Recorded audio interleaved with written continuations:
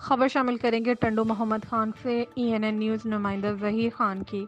पाकिस्तान भर में polio virus से बचाव की मुहिम शुरू है, जिसमें पैदाइश से लेकर 5 साल तक के तमाम बच्चों पोलियो वैक्सीन के साथ विटामिन के कैप्सूल दिए जाने हैं।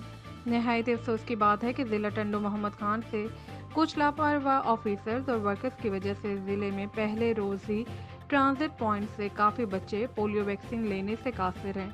पॉइंट पर सामान यानी वैक्सीन कैरियर और टेली शीट्स तो मौजूद हैं, पर वर्कर्स का दूर दूर तक कोई पता नहीं। देखा जा सकता है कि वैक्सीन कैरियर धूप की तपिश में पड़ा है, जिसकी वजह से वैक्सीन एक्सपायर होने के 90% चांस हैं। यही वैक्सीन अगर बच्चों को पिलाई जाए तो मौत का बायस भी बन सकती है। खदशा है कि पाकिस्तान में पोलियो वायरस के मजीद केस वाजिया हों, जो कि हमारे बच्चों के लिए जानी खतरा बन सकता है।